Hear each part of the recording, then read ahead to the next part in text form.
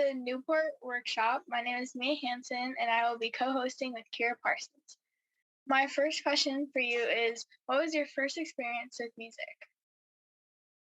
My first experience with music, my father had a really expansive record collection.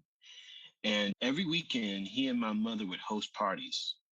And when I was a really little kid, I remember everyone coming to the house and gathering around in the living room and putting the records on and dancing to the records. And I used to watch all these people just really having a blast dancing. That was one of my first memories. And also, I was just thinking about, not even understanding what the music was, just listening to it and seeing how much the people enjoyed it. It made me curious about music, even at such a young age. And then I guess my second earliest experience with music was probably in church. I remember my mother sang in the choir at church, and I would go every Sunday and I would hear her sing and I would hear the organist play. And it was another situation where I would see people react to the music, which also made me curious about what was it about the music that got people to react in such a visceral way. Those are my earliest memories. So you began playing the drums when you were 11, right? Yes, I did. Is there any specific rock or funk musician that you looked up to?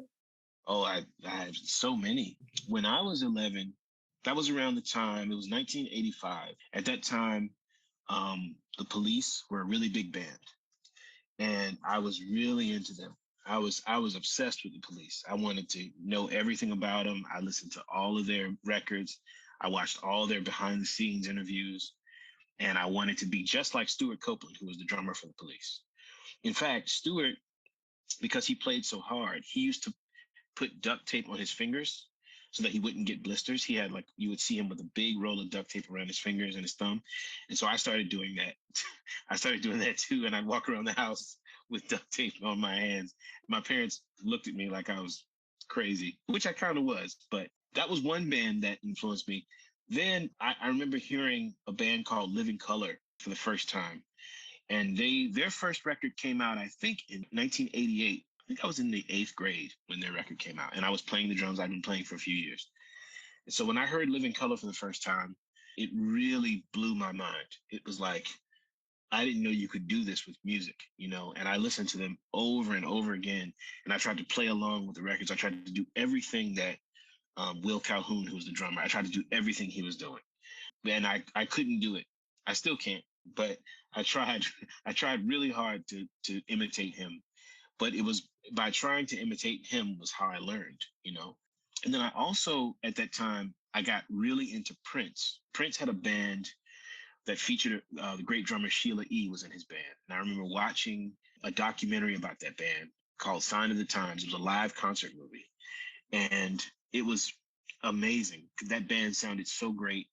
And I imitated everything Sheila E. did. I wanted to play just like her. I wanted to twirl my sticks just like her. I wanted to have a big drum setup just like her, So I stole a lot of stuff from her watching that movie. I think those are probably the biggest influences for me at the time.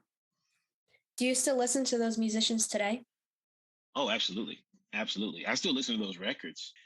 Funny, on my most recent record, Vernon Reid, who's a founding member of Living Colour, he appears on my new record. So that's a really big dream come true for me.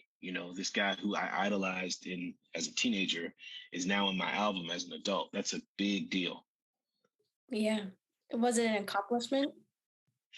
It feels like it, but it also just feels like I just feel grateful for it, like the fact that he heard the music and thought it was good enough for him to play on was very exciting to me.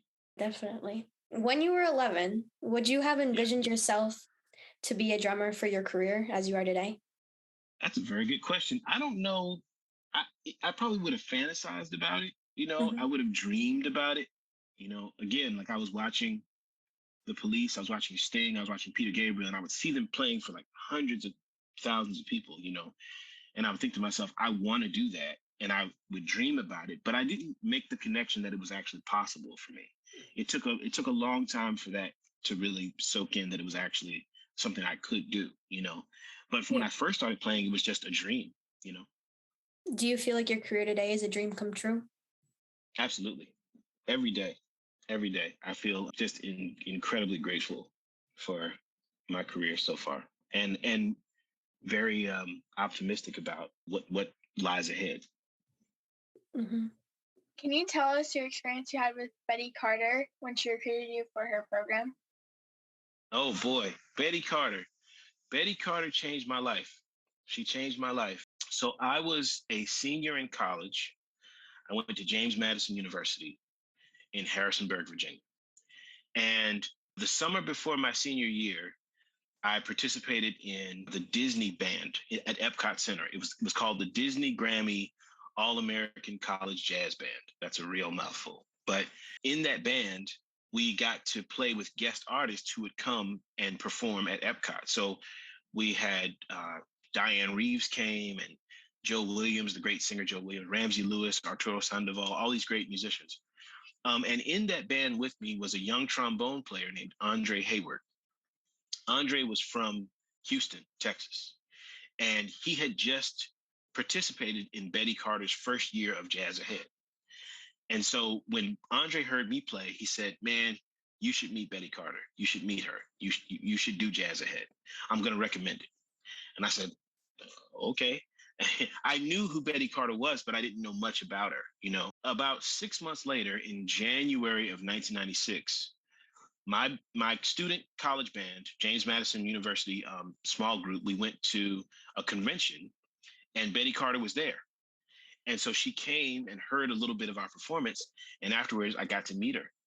And she shook my hand. She said, "You sound good. I like the way you sound. You sound good. You sound really good. Keep going." And I was like, "Wow, thank you." You know what I mean? Because she was famous at the time. I'd seen her on television commercials. I'd seen her on TV. She was a very famous jazz singer.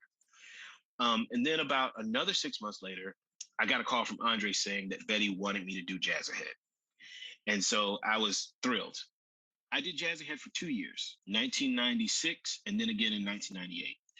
And the first year I did it, it was mind blowing because I was coming from a relatively small town, Chesapeake, Virginia, and a music scene that wasn't necessarily connected to the national music scene.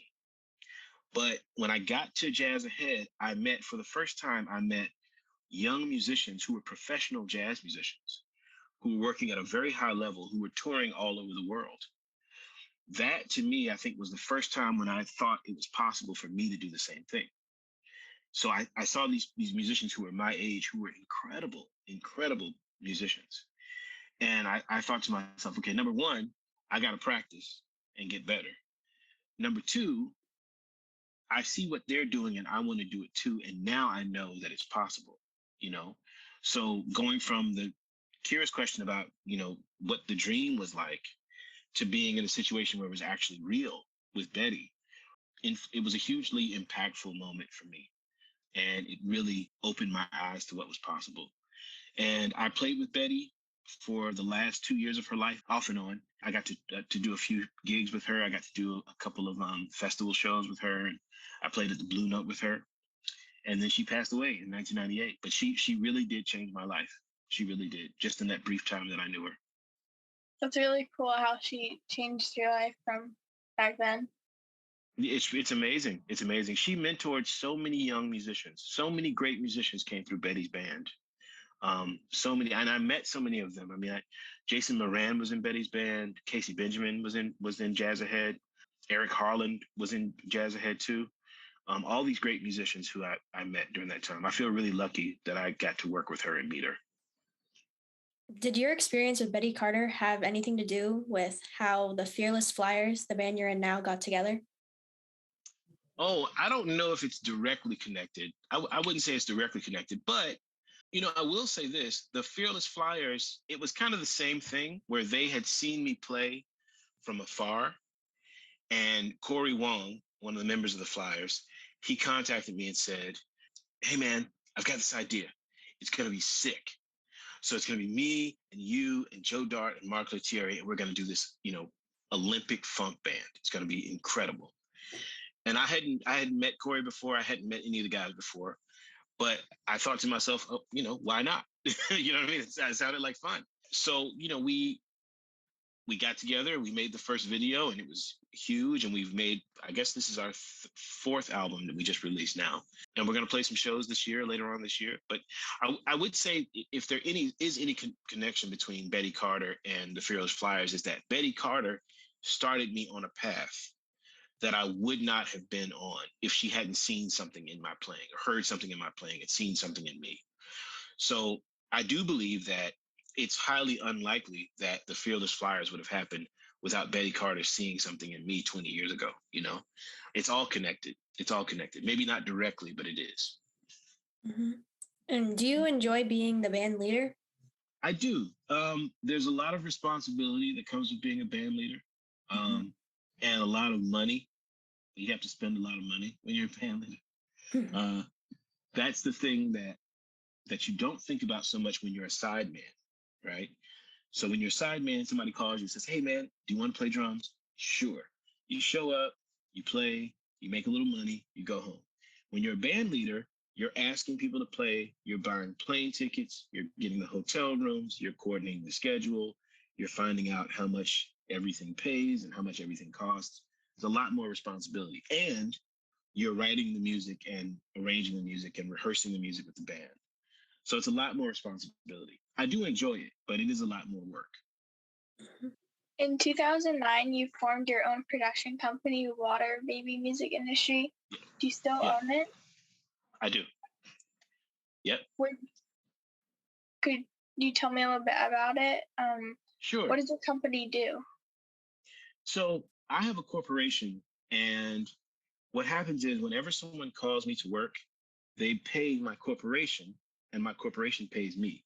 So when someone calls me, they write a check to Water Baby Music, and Water Baby Music, which is owned by me, writes a check to me, right? So I was advised by my accountant at the time that having a company is a really good way for you to save money with your taxes and stuff like that. But it also is sort of an umbrella that I can do a lot of different things. So I've released 3 records as a band leader.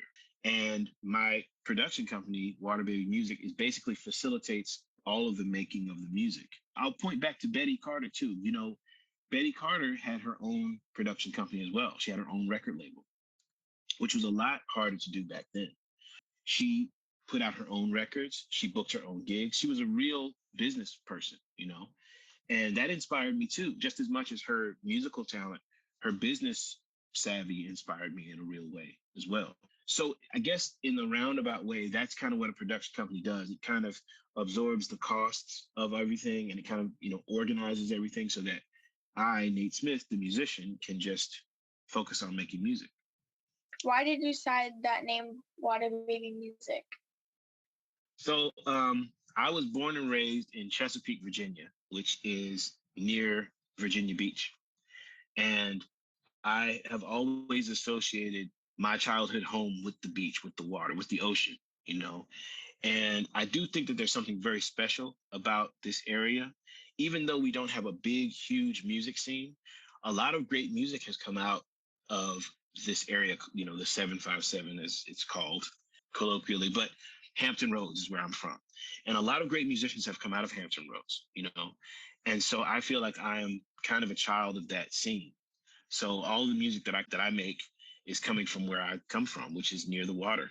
So that's kind of why I call it Water Baby Music. Also, wanting my music to be present in a lot of different places, to play on stages or to be in TV or film, or I want it to be present in every element, just like water is. So that's kind of why I named it that. Yeah, Rhode Island definitely has a lot of beaches, and yes. I love the beach as well. So yes, I definitely indeed. relate to that. Yeah, absolutely. Speaking of how you grew up there, how did your family and friends first react to you becoming a drummer? At first, it was really annoying because I was practicing all the time in the house. And I have to give a shout out to my parents and my siblings, because I know I made a lot of noise. I know I did. I had my drum set in my bedroom. And as soon as I got home from school, I'd try to do my homework. Sometimes I was successful, sometimes I wasn't. Then I would get right on the drum set and practice. And I would practice for 3 or 4 hours, you know. And I know it drove them crazy. I know it did. I was just so loud. My bedroom is right over the dining room. So when I would, I'd play and people were trying to eat, it was just terrible. It was a lot of noise. But they saw that I was serious about it, and they let me practice. They let me continue as long as they could stand it. Eventually they'd come and say, "Okay, that's enough. That's all right. That's all right. The show's over." Um, but in terms of when I really started to want to do it professionally, there was a little bit of resistance from my parents because they were worried about me being successful at music. Music is a very difficult field to be in. It's very competitive. Um, it's full of people who, you know, take you for a ride or will try to con you or swindle you or whatever. But they saw that I was serious about it, and they saw that not only was I serious about loving to do it, but I was also serious about learning about it too. So the more serious I became about it, the more they started to support it and say, okay, I think he really wants to do this. I think he really is interested in doing this and just getting better at it. So, um, so they softened up over time. And by the time I graduated high school, I think they were 100% behind it. So their opinions helped to where you are today? Oh, absolutely. They did. I think, there might have been a little bit of resistance at first. Like I said, there might have been a little bit of, oh, you can't do that for a job. That's too much fun that's too much fun to be a job. You have to hate your job. Don't you know? That's kind of the thing. But the more they saw that I was really into it and that I couldn't stop making music. Like I thought about music all the time. I used to walk around high school with a pair of drumsticks in my back pocket. Like I was a complete geek, complete band nerd. And once they saw that and really understood it, then that's when they said, okay, you know what? Let's see where this goes. Let's support him on this. It definitely made a difference. Yeah. That's good. Yeah. How did you feel when you were a Grammy nominee? Oh my goodness. I was very excited. I remember the day that the nominations came out. I woke up and I saw on my phone, I had like 50 text messages. And it was like, who are all these people? Like, what happened? I thought something was wrong. I thought something had, and then I checked the messages and everybody was saying, congratulations. Oh my God, I can't believe it. And I was like, what? Congratulations for what? What did I do? And then I scrolled and looked and saw that I've been nominated. I can't tell you, it's a wonderful, wonderful feeling, especially to be nominated with great musicians, to be considered in the same category as these fantastic composers. It was incredible. It was a real honor and something I'll never forget. And unfortunately, that year I was working, so I couldn't go to the Grammys that year. So I had a tour already booked, so I couldn't cancel. So I didn't find out about the Grammys until I was on a cruise ship, and I didn't find out until after the ceremony that, I didn't win. But I was so excited to be nominated and so thrilled about it that I was so happy nonetheless. Could you say it was your best moment in life? Was getting nominated a life goal? It was definitely a dream come true. Also it felt like, all of the stuff, when moments like that happen, you start thinking back to your beginnings. You start thinking back to watching your mom and dad listen to music at a party, or going to church and hearing music, or the first time you sit down to play drums and trying to sound like Stuart Copeland. You start thinking about all that stuff and how it all adds up, And then I think about when I got the nomination for the Grammy, it was for a composing category, composing and arranging. And so in that moment, I thought about, my high school band director who taught me how to write for other instruments, to write music for other instruments, and who let me stay after school and mess around on the piano. He was a big part of the moment for me too, because all of these people had been put in my life so that I could learn more and more about music. It felt like a sort of a culmination of a lot of things. Did it feel almost unreal? Like, oh my God, I'm on a Absolutely. cruise ship and I just got nominated for the Grammys. Yeah, right. It felt definitely unreal. It definitely felt unreal. Yeah. And to the point where I thought like, I had a bunch of friends who were playing a joke on me. But then I went to the Grammy website and I thought, oh man, this is real. This is real. Yeah, it was great. That would have been a sick joke. It would have been really bad. It would have been, those would not have been good friends. Those are not good friends who'll do that. So before the drums or any time, have you ever played or tried any other instruments? Yes. Before I started getting serious about drum set, I took piano lessons for a little while when I was a kid. I was about 10 years old, fifth grade, sixth grade, and I took piano lessons for a little while before I discovered the drums. And the piano lessons were very valuable to me because it taught me how to read music, and it taught me I could use that knowledge to then start to compose music too. So it taught me a little bit about music theory, But once I discovered the drums, I was in love with the drums, and my entire focus went to playing the drums. But yeah, I still play piano. I still play a little piano, and I definitely compose a lot of music at the piano. Was piano your first instrument you ever played? Technically, yes. Yeah, it technically was my first instrument. It was the first instrument I ever studied, and I used to bang around on the piano for fun, and then have to go to piano lessons and play my scales and stuff.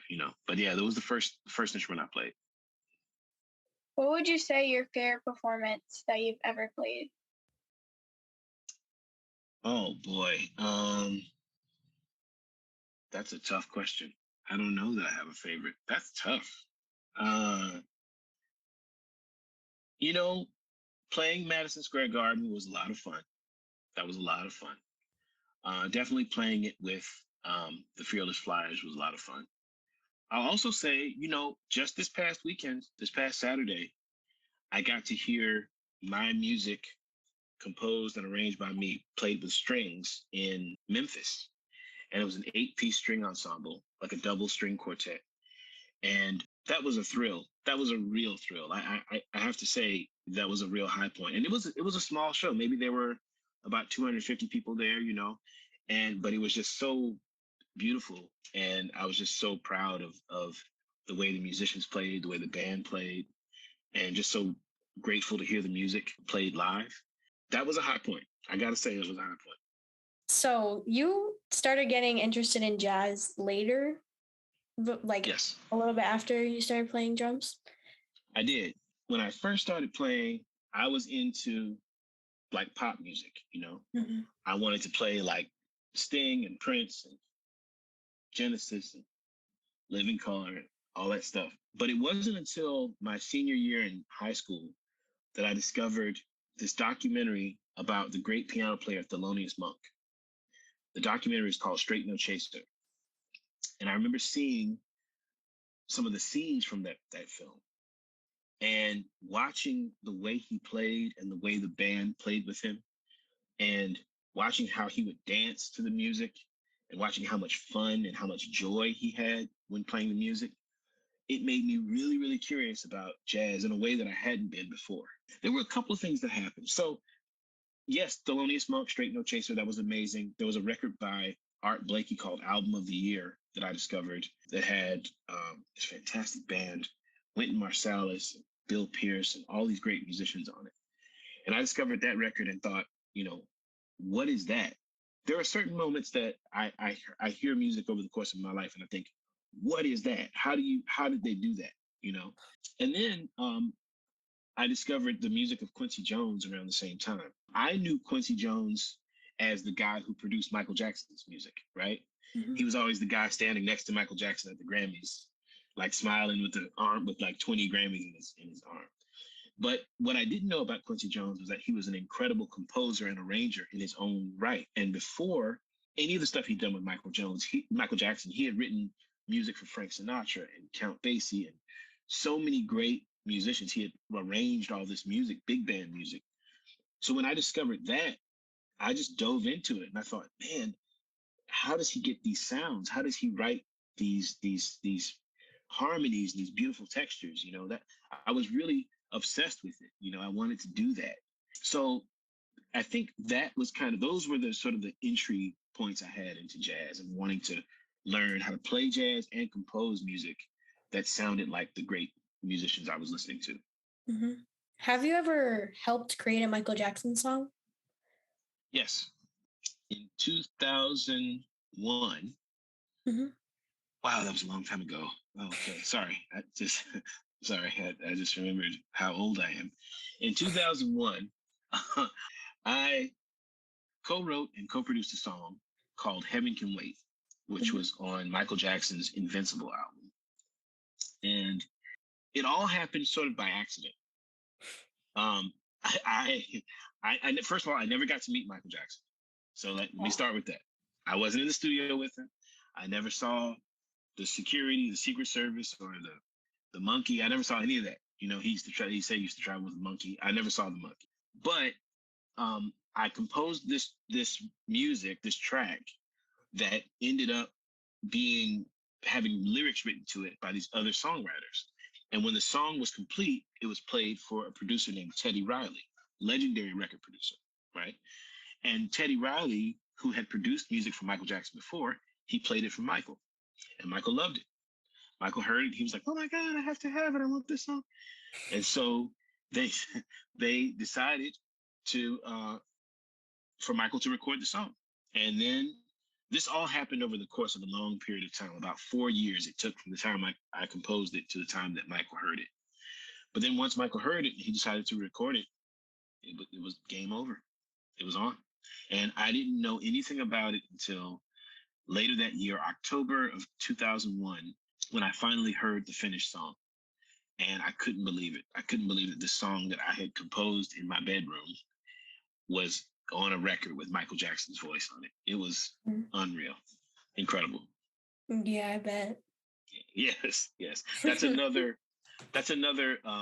culmination moment, right? That was another one of those moments where it's like, I can't believe that this has happened. It started way back here with me messing around on a keyboard, and now here it is on Michael Jackson's album. Amazing. Mm-hmm.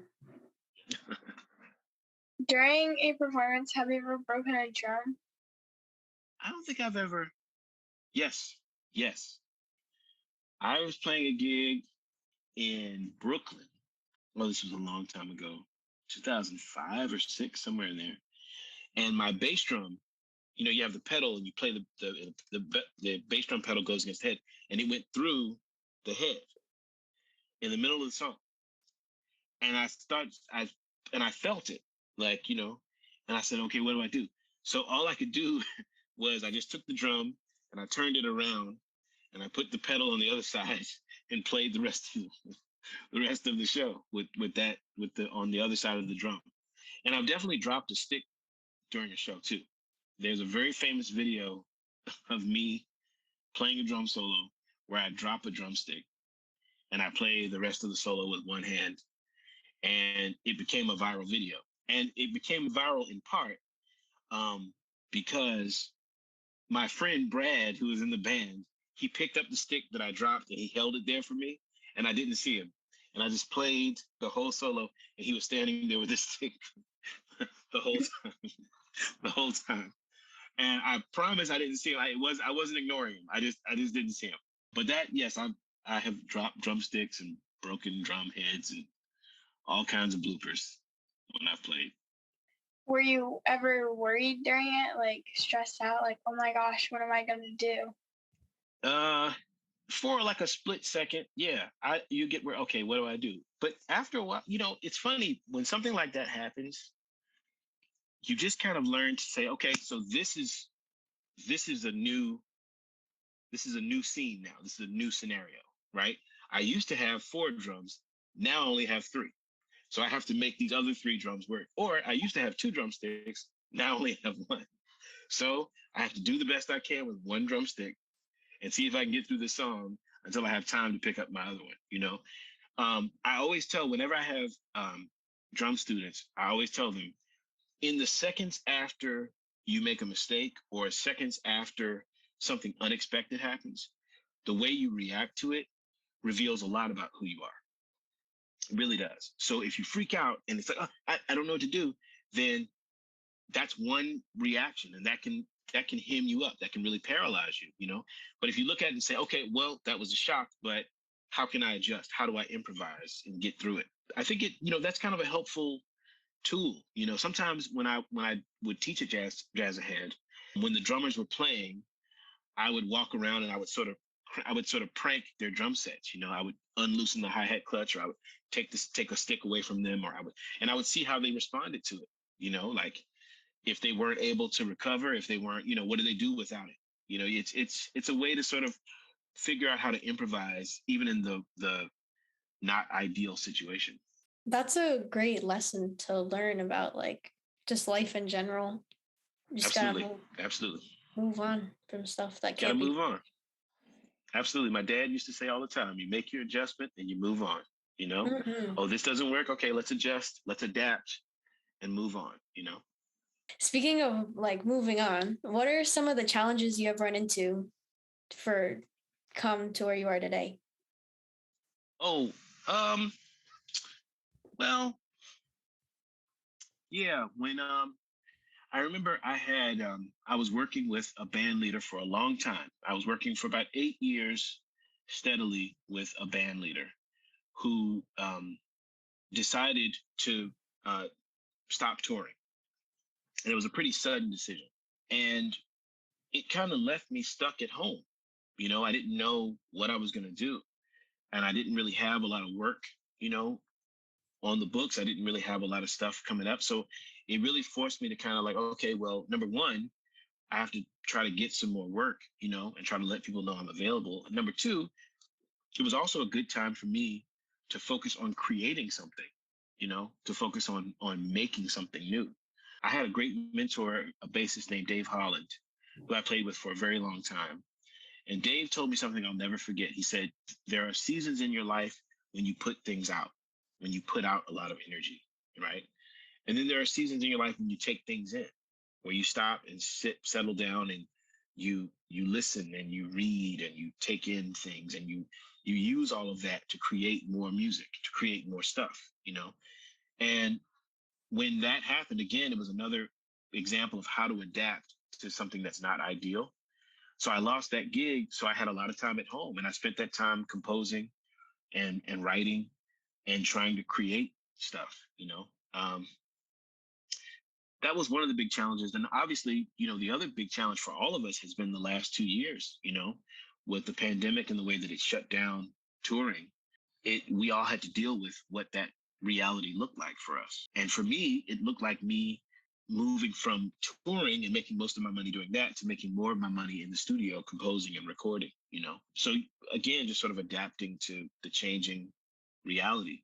Yeah, COVID definitely changed a lot of people's realities. It really did. It really did. It changed. You know, I don't think anyone has been unaffected by COVID. You know, it really has changed, and in some ways, it's kind of changed some things for the better. I think that we have a lot more value on our relationships with people now, Mhm. and we also have a lot more value for our time now. You know, we know that life is short, and we don't want to spend our time doing something we don't enjoy doing. You know, that's very important. What was your craziest fan interaction? Oh boy, that's a good question. I'm thinking now. I don't know if I don't know if I've had a crazy fan interaction. I've definitely heard some people scream out some things at shows that have been a little weird. I don't know if it's suitable for this environment, but I've definitely heard some people say some things that I didn't know. It's like, why would you say that? Why would you say that at a live show? Nothing terrible, just really weird, you know. But I don't know if I could point to one single crazy fan incident.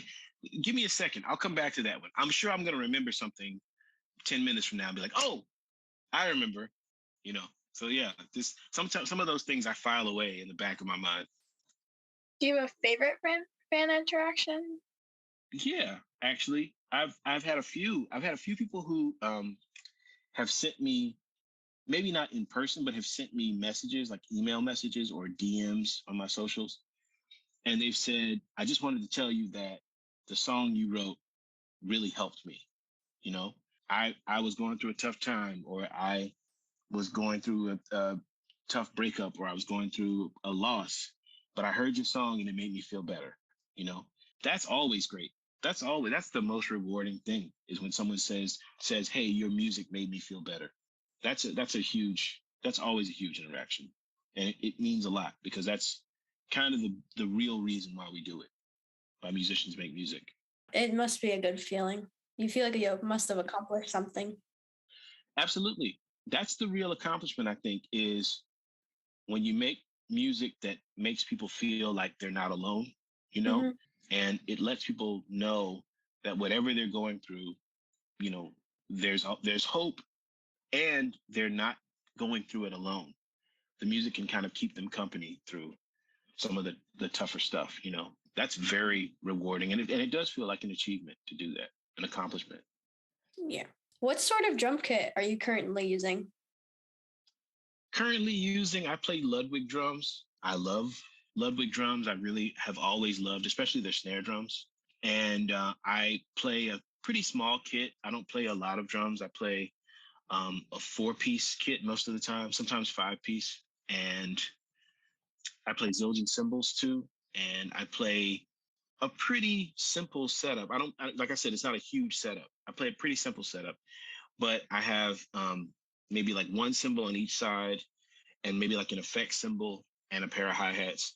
And then I play just kick, snare, and 2 toms, or maybe sometimes 3 toms.